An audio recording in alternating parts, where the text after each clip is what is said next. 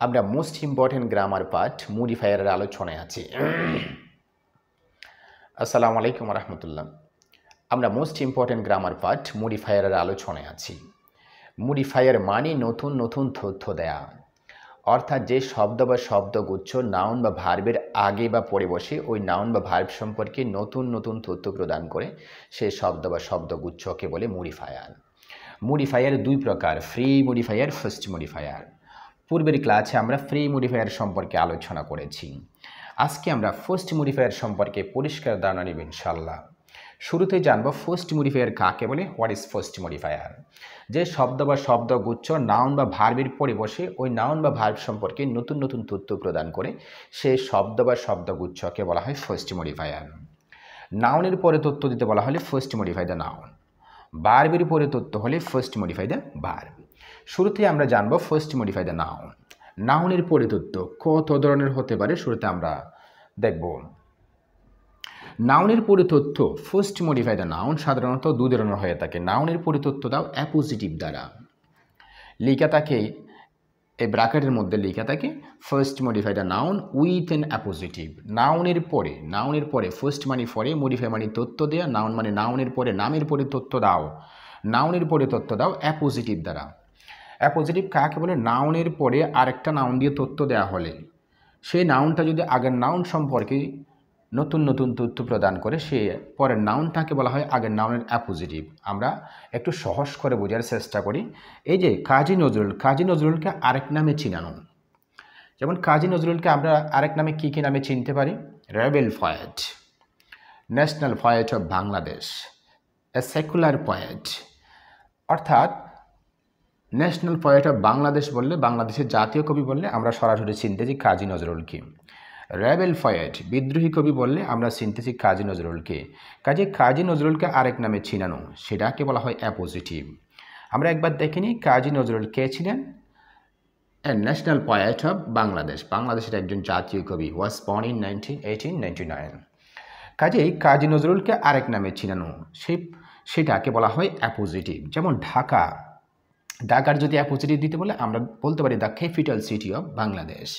এভাবে তোমরা নাউনকে আরেক নামে যদি তোমরা পরিচয় দাও তাহলে সে পরের নাউনটাকে বলা হয় আগের নাউনের অ্যাপোজিটিভ। আশা করি তোমরা বুঝতে পারছো। এছাড়া নাউনের পরে তথ্য হয় কী দ্বারা? পার্টিসিপল দ্বারা। লেখা থাকবে এভাবে, use a participle to first modify the noun. নাউনের পরে তথ্য দাও পার্টিসিপল দ্বারা, ভার্বের সাথে আইএনজি যুক্ত করে। ট্রেন, আমরা একবার দেখে নিই ইনফরমেশন কী আছে এখানে। Train is very enjoyable, train খুবই আনন্দদায়ক। তাহলে আমরা এখানে কি লিখতে পারি? ভার্বটা ট্রেন ভ্রমণের ইংরেজি হচ্ছে ট্রাভেল, তাহলে তার সাথে আইএনজি করলে কি হয়? Travelling. Train travelling is very enjoyable. কাজে তোমরা খুব খেয়াল রাখবে ব্র্যাকেটের মধ্যে কি তথ্য চাচ্ছে, কি ইনফরমেশন চাচ্ছে। Use a participle to first modify the noun. নাউনের পরে তথ্য দাও, নাউনের পরে তথ্য দিতে বলা হলে নাউনটা একদম সেন্টেন্সের শুরুতে পাবে, ঠিক তারপরে তথ্যটা দিতে বলা হয়েছে সেটা অবশ্যই ভার্বের সাথে আইএনজি যুক্ত করে পার্টিসিপল করে দিতে বলা হয়েছে। কাজে আশা করি বুঝতে পারছো নাউনের পরে তথ্য হয় দুই ধরনের, অ্যাপোজিটিভ দ্বারা এবং হচ্ছে পার্টিসিপল দ্বারা। First modify the noun with an appositive, first modify the noun with a participle. নাউনের পরে তথ্য অ্যাপোজিটিভ দ্বারা, নাউনের পরে তথ্য পার্টিসিপল দ্বারা। আশা করি তোমরা বুঝতে পারছো। এবার আমরা জানবো ভার্বের পরে তথ্য। ফার্স্ট মডিফাই দ্য ভার্ব, ভার্বের পরে তথ্য কী কী হতে পারে? যদি ভার্বের পরে তথ্য দিতে বলা হয়, ফার্স্ট মডিফাই দ্য ভার্ব বলা হয়, ভার্বের পরে তথ্য দাও, তখন তোমরা খুব খেয়াল রাখবে ভার্ব থাকবে সাবজেক্টের পরপরই, সেন্টেন্সের শুরুতেই সাবজেক্টের পরপরই ভার্বের পরে তথ্য দিতে বলা হবে। ভার্বের পরে তথ্য কোথায় হবে? যেখানে কালি আছে সেখানে ভার্বের পরে তথ্য দাও। ভার্বের পরে তথ্য কত ধরনের হতে পারে আমরা একবার দেখে নিই। ভার্বের পরে তথ্য দাও অ্যাডভার্ব দ্বারা। First modify the verb with an adverb, adverb দ্বারা তথ্য দাও। ভার্বের পরে তথ্য দাও ইনফিনিটিভ দ্বারা। First modify the verb with an infinitive, infinitive মানে কি? 2 প্লাস ভার্বের B1। First modify the verb with an gerund, gerund দ্বারা তথ্য দাও ভার্বের সাথে আইএনজি যুক্ত করে।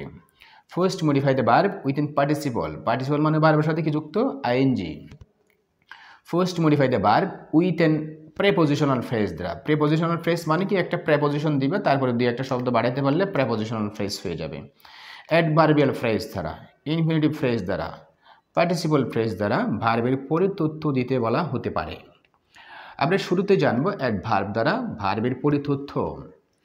একবার দেখে নিই সেন্টেন্সটা, we want to learn English. আমরা ইংরেজি শিখতে চাই। কীভাবে শিখতে চাই? যে কোনো একটা অ্যাডভার্ব তোমরা দিয়ে দিতে পারো। ইজিলি শিখতে চাই, প্রপারলি, কারেক্টলি, তোমরা এভাবে দেখে যে কোনো একটা অ্যাডভার্ব দিয়ে দিতে পারো। We want to learn English easily. We want to learn English, আমরা শিখতে চাই প্রপারলি, কারেক্টলি, ইজিলি, স্মুথলি, এভাবে যে কোনো একটা অ্যাডভার্ব তোমরা সঠিক অ্যান্সার হিসেবে দিয়ে দিতে পারো।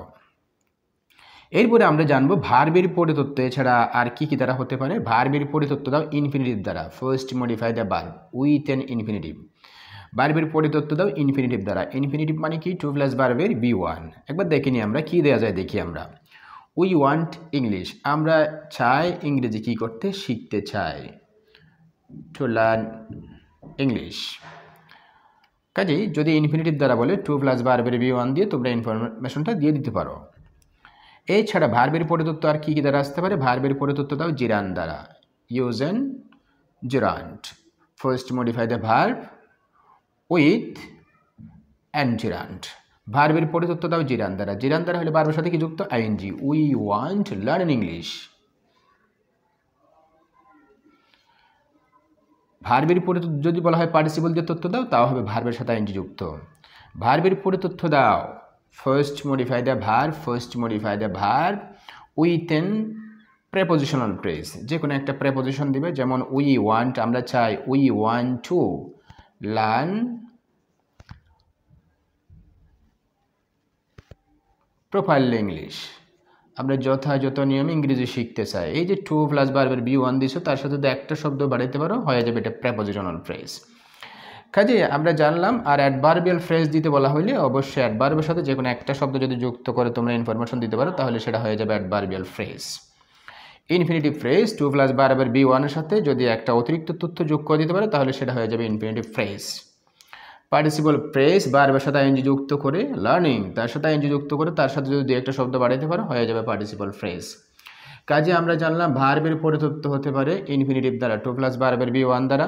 ভার্বের পরিতথ্য জেরান্ড, ভার্বের পরিতথ্য পার্টিসিপল, ভার্বের পরিতথ্য প্রেপোজিশনাল ফ্রেজ, ভার্বের পরিতথ্য দাও অ্যাডভার্বিয়াল ফ্রেজ, ভার্বের পরিতথ্য ইনফিনিটিভ ফ্রেজ, ভার্বের পরিতথ্য পার্টিসিপল ফ্রেজ। কাজে আমরা বুঝতে পারলাম ফার্স্ট মডিফাই দ্য ভার্ব, ভার্বের পরিতথ্য হতে পারে অ্যাডভার্ব দ্বারা, জেরান দ্বারা, পার্টিসিপল দ্বারা, প্রিপোজিশন দ্বারা, অ্যাডভার্বিয়াল ফ্রেজ এবং ইনফিনিটিভ ফ্রেজ এবং পার্টিসিপল ফ্রেজ দ্বারা। আশা করি তোমরা মডিফায়ার সম্পর্কে পরিষ্কার ধারণা পেয়েছো। পরবর্তী ক্লাসে মডিফায়ার প্রাসঙ্গিক বোর্ড প্র্যাকটিস নিয়ে তোমাদের সামনে হাজির হবো ইনশাল্লাহ। আজ এই পর্যন্ত, খোদা হাফেজ।